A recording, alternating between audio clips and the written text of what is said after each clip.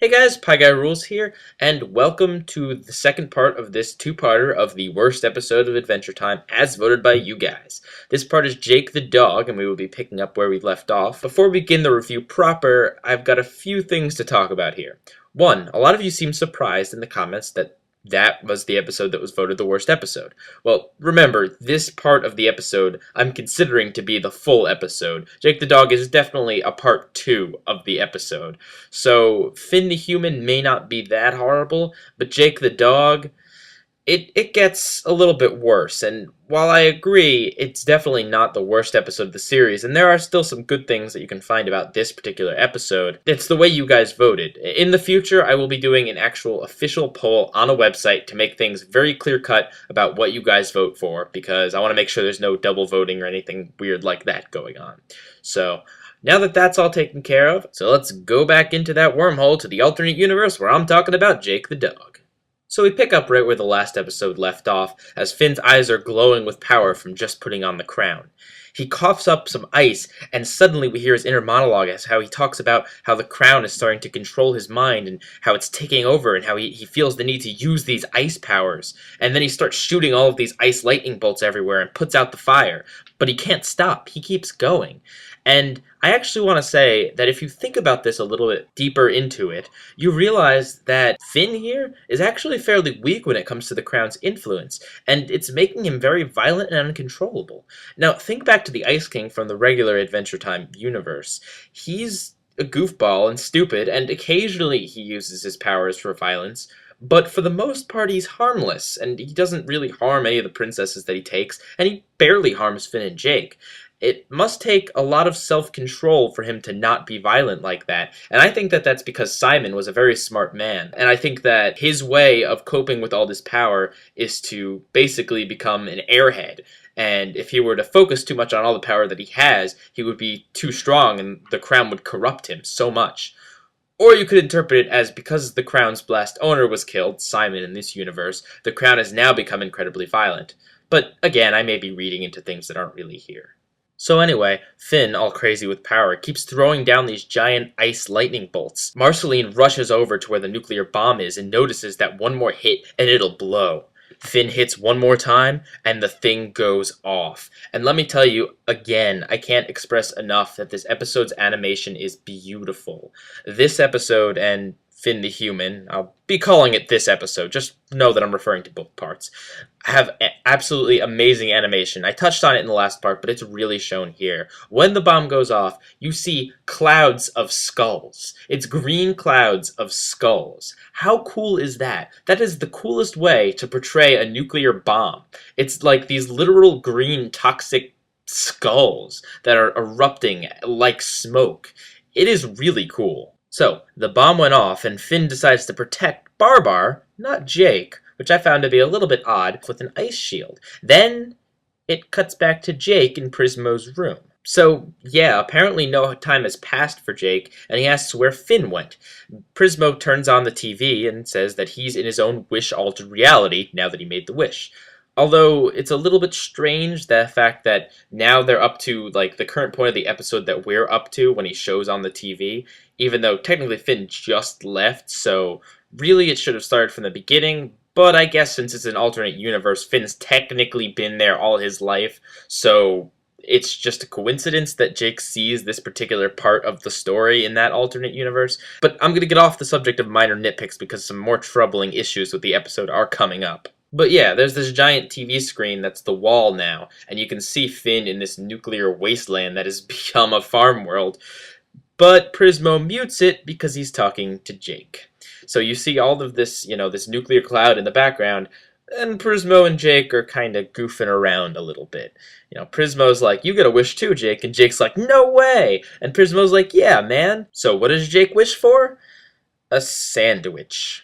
Yeah.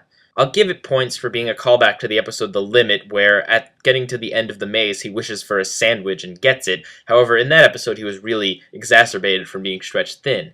In this episode, he has no excuse for making such a stupid wish. Look, I get that Jake is lazy. I get that Jake is not as clever as Finn, But for the love of God, this is a very serious, important two-parter, and your friend is in a nuclear wasteland behind you. You're gonna wish for a sandwich? By the way, since Finn's in his own alternate universe, how are you ever going to get back to him, Jake? Have you thought about this at all?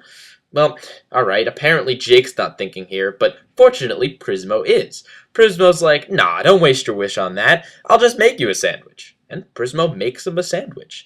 Yeah, Prismo is awesome in this episode. He is the coolest character and definitely one of the most original characters that I've seen, even from this show, even if his scenes are part of the problem. Also, is it just me, or does he remind you of the manta ray things from Super Mario Sunshine? I guess I was stuck on that level for most of my childhood. It just burned into my brain. Anyway, back to the review. So, yeah, you know how I mentioned that Jake's being a little bit stupid here? Well, Prismo even hints that he should save his wish for someone important, and Jake just doesn't get it. Maybe he just doesn't care about Finn. I don't know. I get that he wasn't trying to be callous here, and they weren't trying to make him callous, just more of a goof-off character. But in a very serious episode like this one, it just comes off a little bit out of place. Jake's been smarter than this. Oh, and there's a funny moment where Jake thinks that Finn's donkey is actually Jake.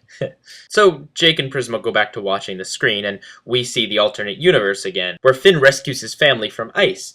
He realizes that he's too crazy to be around, so he sends them all off on his donkey. Then we cut back to Jake and Prismo, and Prismo's like, aren't you worried about your friend? And he's like, I got confidence in Finn. Alright, well at least there's a little bit of explanation why he's being so laid back. It's nice to see that he has confidence in Finn, at least that's his excuse. Finn goes and tries to free the villainous gang from the ice, while muttering things like the voices tell him that he should freeze the world, and that he is the new birth, and, all this crazy jibber-jabber, and the gang runs away from him because he is crazy. And then Finn suddenly remembers about Jake. Finn runs to go get Jake, and then we cut back to Prismo and Jake in a hot tub, small talking about relationships. Yeah, this is the thing that a lot of people didn't like about the episode. And it's not even that people didn't like Prismo. It's not even that people didn't like Jake and Prismo's friendship and their little small talk. I enjoyed it. A lot of people enjoyed it. However, it was not in the right place of this episode. This episode should have been about action and adventure and an alternate universe where crazy things can happen. But instead, the second part of it, this Jake the dog, is mostly intercut with Jake and Prismo small talking. It's definitely not the right place for it. It's weird to see that Jake really doesn't have that much interest in what's going on with Finn. And to be honest, it's just out of nowhere, and it provides an anticlimax for the episode. And the thing is, Finn descending into madness is still going on in the background of the scene, just on mute. Well, anyway, then the Cosmic Owl, of all people, shows up, and chills with Prismo and Jake in the hot tub. We finally cut back to Finn, who has found Jake submerged in this green toxic-looking pool. He pulls him out and finds Marceline's talking skeleton, and unfortunately, Jake isn't looking so good. By the way, a nice little detail is the fact that when he finds Jake, his eyes are the normal black color, implying that he's not under the influence of the crown at the moment. But then when he goes back into his crazy ramblings about ice, his eyes turn blue again. Then we cut back to Jake beatboxing with Prismo in the jacuzzi, when the Cosmic Owl accidentally, or maybe purposefully considering he is the Cosmic Owl, unmutes the television, where Finn is crawling away from Farm World Jake, who slowly morphs back into the Lich. Yeah, Jake became the new Lich. Now, isn't that awesome? That is a cool idea for a villain. Jake from an alternate universe who got turned into the Lich. And I thought about this for a second. I thought, well, Finn's wish was that the Lich didn't exist. And yeah, his wish did make it so that the Lich didn't exist, up until his meddling in the alternate universe. So it was an alternate universe where the Lich didn't exist, but then when he got there after he made his wish, the Lich existed afterwards. Little bit weird, but I guess that still kind of makes sense in a way. The Lich Jake comes really close to Finn, and Finn flies with his ice powers ready, and they engage in an epic battle, which lasts for all of 5 minutes. Nah, just kidding. It's just about to happen when the TV cuts out. Why does the TV cut out? I don't know. Yeah, it's not like there's an actual camera there. What reason would it have to cut out unless it was either Prismo or the Cosmic Owl trying to urge Jake to actually do something? Well, Jake sees all this and actually starts freaking out. He throws up in the hot tub and Prismo urges him to make his wish to fix this. But yeah, since Jake is an idiot, Prismo has to explain to him all the ins and outs of wishing and how you have to be very specific with it, and basically, Prismo makes the wish for Jake. He goads him on into making the right specific wish. He wishes that the Lich's wish was that Finn and Jake returned home. So, yeah, they suddenly time travel back to where the Lich is making his wish, and instead of making his wish to destroy all life, he makes his wish that Finn and Jake went home. And then Finn and Jake go home and they're greeted by Princess Bubblegum. Finn's freaking out because to him nothing actually happened. Jake remembers what happens though, and he sees a jar of pickles with a note that says, "If you ever want to hang out, call me. P," even though it doesn't give like a phone number or any way of reaching him. Maybe the pickle jar's away. And Jake ends by saying he needs to get Prismo a girlfriend. There's a lot of things wrong with this episode. Mainly the fact that it's an anticlimax. It's a wish that pretty much undoes the wish. Even though Prismo makes him be clever about it, it's still just wishing for the end of the episode. A lot of you guys did not like their constant switching between comedy of Prismo and Jake's talking and the tragedy of Finn in Farm World. And I have to agree, although Adventure Time can pull off comedy and tragedy in the same episode fairly well, it did not do a good job this time. And like I said, I loved Prismo, everyone loved Prismo. You know, Prismo and Jake's conversations weren't bad per se, but they did not belong in this episode. That Prismo stuff should have been saved for a completely different episode. It really shouldn't have been the conclusion to the whole Lich saga, or at least the Lich saga for now. When you think about it, not much actual fighting even happened in the episode. There was a tiny little sword fight between Finn and the lead gang member in Finn the Human, but other than that, there's like nothing else. It starts to set up an epic fight between the Lich turned Jake and Finn with his ice powers. That would have been cool because it's the main characters from the show having powers from two of the villains, although I guess technically the Ice King is more of an anti-hero, and fighting each other. That would have been something cool to see, but nope. Instead, it's Jake and Prismo in the hot tub beatboxing. So, yeah, while this episode in and of itself isn't particularly bad, again, the Prismo stuff was kind of entertaining. When you consider that this is one of the few times that Adventure Time went really epic with the story, it just didn't follow up with it. There was no fighting, there was out-of-place scenes, and Jake wasn't even really a part of the main story. Technically, none of it ever really happened except to Prismo and Jake.